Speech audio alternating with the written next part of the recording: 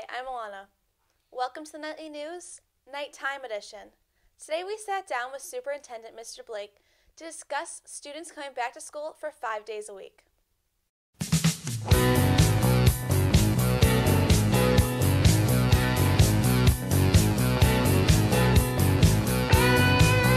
Hi, Mr. Blake. I'm Alana Akavisi. Thank you for taking time to this interview today. Hello, Alana. It's great to see you again, and thank you for having me. Anytime. It has been 395 days since our last normal school day. Sorry for the laugh. I didn't realize you guys were counting. I'm glad somebody is, though. I'm glad to be back. I know most students are. Now that we're coming back to school, will there be any new requirements for students in the building when it comes to social distancing or new protocols put in place that we have to follow? In general, no. I think if you've been coming to school in the hybrid days, and when I've been in the building, I've noticed that in general, for the most part, the hallways look like a normal hallway with everybody masked up. As you know, it's impossible to have people walking like they're on conveyor belts and maintaining a distance of however many feet when you're in the hallway. So as far as protocols go, about the only difference is you'll probably see more people in a classroom. As you know, the desks have been coming back into the classrooms for weeks now, so you're probably used to seeing more desks, but you'll see people sitting a little bit closer within the classrooms. But other than that, there's really no other protocols. Still take the temperatures when you come in, do the screening once a week beforehand.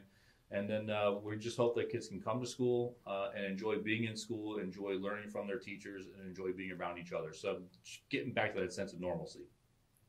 How will lunch period work for RFA students?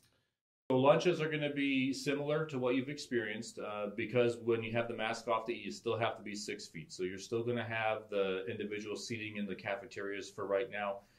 As you probably have seen at the high school and middle school, probably a little bit, not everybody eats. So if you're a student that doesn't eat lunch, you won't have to go to the cafeteria. We'll have other options for you to go, maybe sit in the auditorium. We have some teachers volunteering to allow us to use their classrooms during lunch times where you can go and maybe get some extra help in a class at that time, or maybe, and even in some cases, go eat in the teacher's classroom at some point in time. So it's going to look very similar to how it has looked, but with more students possibly in the building. We do anticipate more people coming.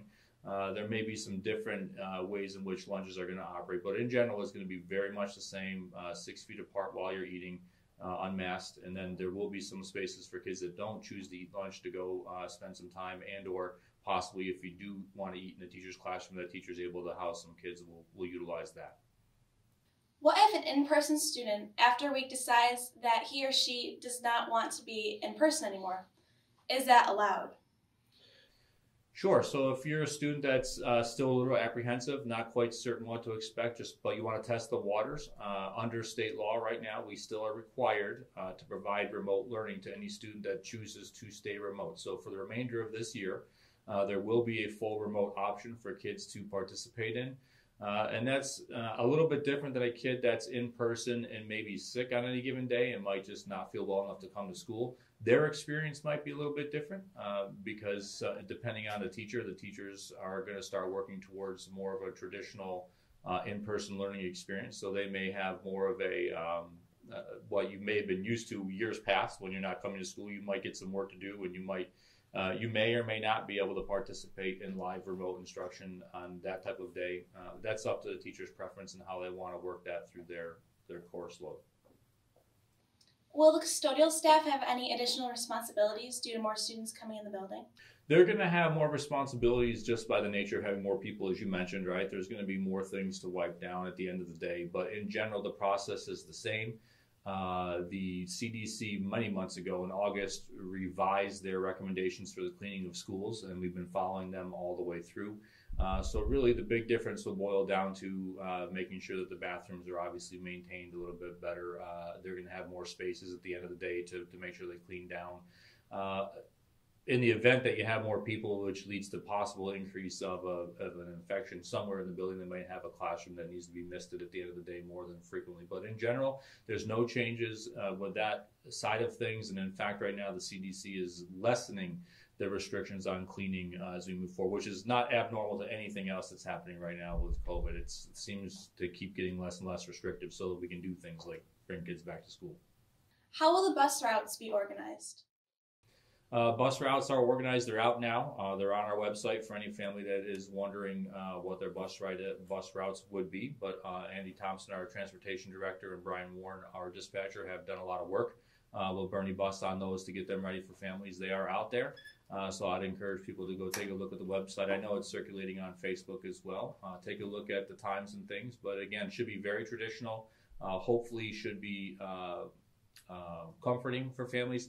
The other nice thing about coming back 5 days a week is we can start using the Here Comes the Bus app again, which helps families and students know where their bus is in terms of how close it is to their stop, how close it is to their home, how many minutes away they are, that type of thing. So we haven't been able to use that in a hybrid environment because of the daily schedule changes for kids. But now with a 5-day consistent daily bus run, we'll be able to use that app again, which will be very helpful.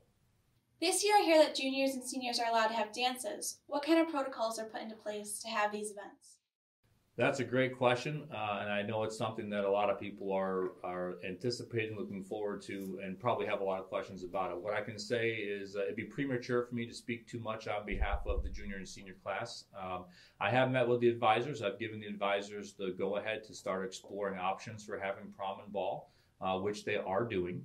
I don't know where those stand right now. That's completely on the student leadership and the teacher leadership at RFA to work out those details. But from where my last conversation stand, it does look optimistic that we'll be able to have those events. And I have put the trust in the venue hosting the event that they will follow all the COVID protocols that the venue must adhere to in order to abide by that. The school district is committed to providing every resource we can to ensure that students have a prom and they have a ball this year. So we are going to do a weekend to make that happen. And if it's off-site from school property, then it's on the venue to make sure they're following the proper protocols and doing what they got to do for our student safety. Do you have any predictions of what graduation will look like this year? I don't have any predictions. I can tell you it won't be worse than last year. So at worst, you're looking at 6 ceremonies with 2 adults per student.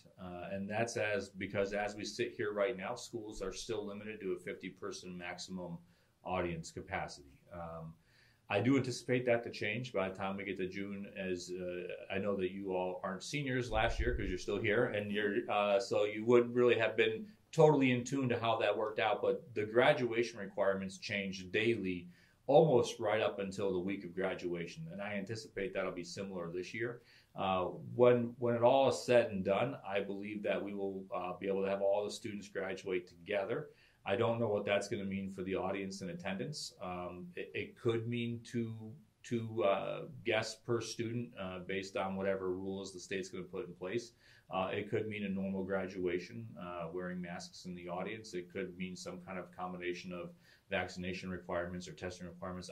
We haven't gotten any direction on graduation right now, but I am very hopeful that the senior class will be able to graduate together, and rightfully so. They should be able to do that. I think that there's enough science out there about COVID that shows that if you're doing it outdoors on a football field, we can do it safely with all the seniors together. Well, thank you for doing this interview today. That's all we have. Thank you very much. Enjoy the rest of your break. Thank you, you too.